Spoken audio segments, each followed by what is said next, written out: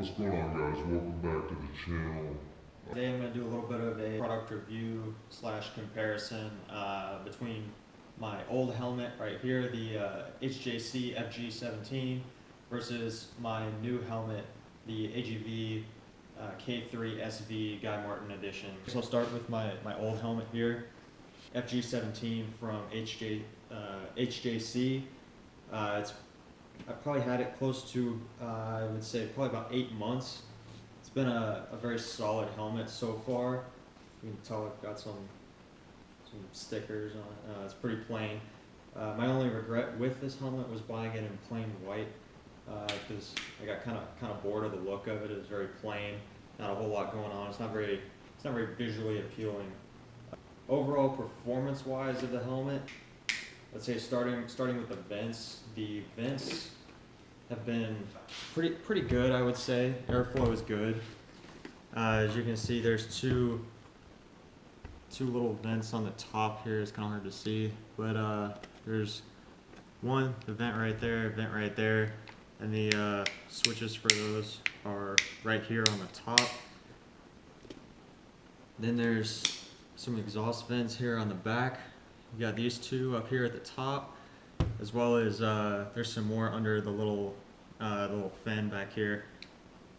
And then you also have the vent here on the front, chin vent, which in turn takes the air in on the intakes on the front there, and then it comes out of the little internal vents here on the nose guard.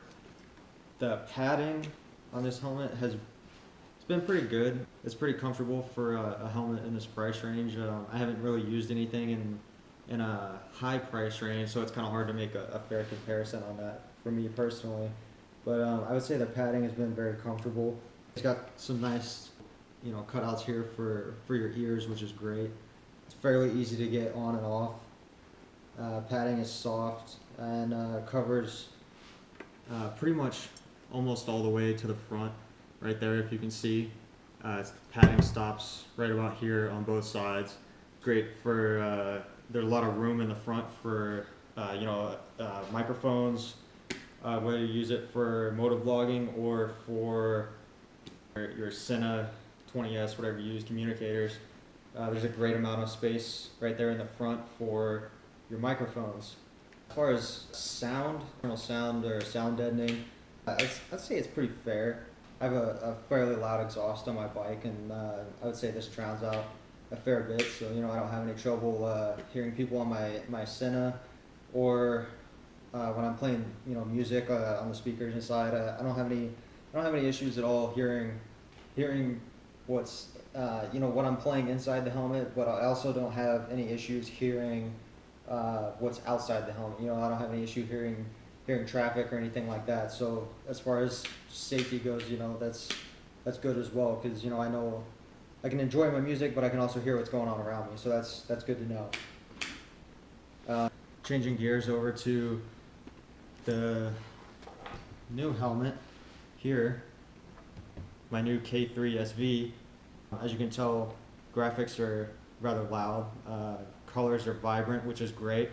That was kind of one of the things that drew me to this helmet, was the graphics, the livery.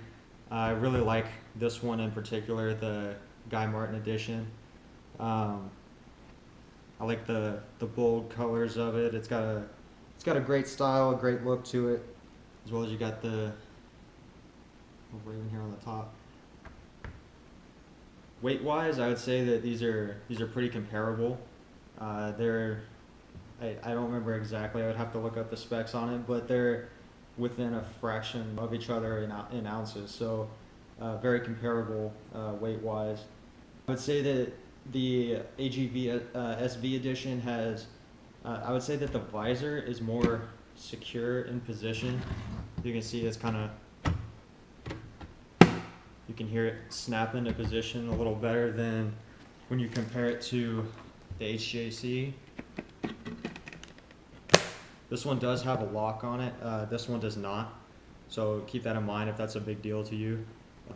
This one, obviously, have to clip the little thing on it, but it does have a lock on it. So it's not as big of a deal that it doesn't have, you know, such a strong resistance to the movement like this one does, since it doesn't have the lock on it. Instead of a lock, it has this little flip up right here that creates kind of a micro space in between here for ventilation purposes. Of course, you don't have to keep that open. It also has 2 vents here on the top, which are a little sleeker looking than the ones on the HJC model. You can see these kind of just slide up and down. I haven't tried yet, but the way that these are designed, I feel like they would be a little more difficult to operate with gloves on. You also have this opening here on the top. It's kind of hard to line up with the camera there, but there's this one right here. Yeah, so you get a fair amount of ventilation going through this helmet. I would definitely say the ventilation is very good. And then here on the back as well, you have the 2 exhaust vents here at the top for taking the hot air and all the nasty out of your helmet. Of course, this being the SV edition, you get this internal sun visor. Still kind of getting used to that. It's just pretty good. I haven't had any issues with it yet. I've only actually used this helmet once so far, so my initial opinion may change over time, but the visor's been pretty good so far. Noise comparison, this helmet is much louder than the old HJC that I had. I'm actually kind of considering taking my exhaust off of my bike because it's ridiculously loud. I can still hear my music and stuff just fine, but I can hear everything else a lot more than I could with the old helmet. May not be as big a deal to some people. Obviously, you know, some people are like, well, you ride a motorcycle, it's going to be loud. Like, you know, I don't care. Me, I mean, it's not a huge deal to me. I don't really care all that much, but it's something I'm considering for sake of my hearing. Padding. So the padding on this is on the K3 is very comfortable. It's a little tight here around the rim initially when you're putting it on, so putting it on can be kind of a pain sometimes. You also have this little chin curtain here, which is removable, but initially getting the helmet on is kind of a pain. Once it's on though, it's not as big of a deal. It's fairly comfortable. The only issue when actually wearing the helmet, which is partially because of the tightness in putting it on, is there's not as large of, I would say, ear cutouts, so your ears get kind of, you know, smushed up when you're putting it on in there, and you kind of got to stick your hand up in there and straighten them out a little bit. Again, like, not a huge issue, but it's kind of a minor annoyance. I mean, both of these helmets are kind of in the same price range. You know, they're fairly comparable, I guess. I wouldn't say that one is particularly more outstanding than the other. They're both kind of, you know, they're both, you know, pretty good helmets for, you know, being in the low $200 price range. I actually got this one on a closeout sale and got a pretty good deal on it. So as you can see, I've already got my Sena 20S wired up on here. Yeah, they're both fairly comparable, I would say. It may be a little better than the other in some areas and the other one vice versa. So they both kind of have their ups and downs no matter which one you're looking at. Overall, I would say it's probably a little too early for me to say which one is entirely better than the other, if even, you know, enough of a difference to say that. Overall though, they're both great helmets. I would recommend either one of them if you're looking for a helmet in, you know, kind of the low $200 price range. AGV has significantly better graphics than some of the low-end HJC helmets. So, you know, if you want to, you know, some cool Rossi graphics or, you know, Guy Martin graphics, or, you know, whoever your favorite rider is, AGV probably has better selection as far as graphics go than the HJC does. So that's kind of up to you whether you want to, you know, a loud, cool, kind of racing looking helmet, or if you want the plain color look, then HJC might be better off for you. Another thing I kind of noticed off my initial ride, I feel like the K3 doesn't blow around as much in the wind as the HJC did, and that might be kind of an early opinion, but I feel like the K3 is a little more aerodynamic in the front, because you kind of have this sharp angle right here in the front on the chin, and it may be a little more aerodynamic than, say, this more kind of rounded front chin here on the HJC. So maybe it's kind of too early to tell, but that was just kind of a first impression off of my initial ride with the K3. As far as the aerodynamics of it go, you know, I felt like my head blew around a little less, so that was kind of good on my part. I think there's not really much more that I can say about these at this point. I may do another review kind of down the road, and maybe have a better outlook on the K3.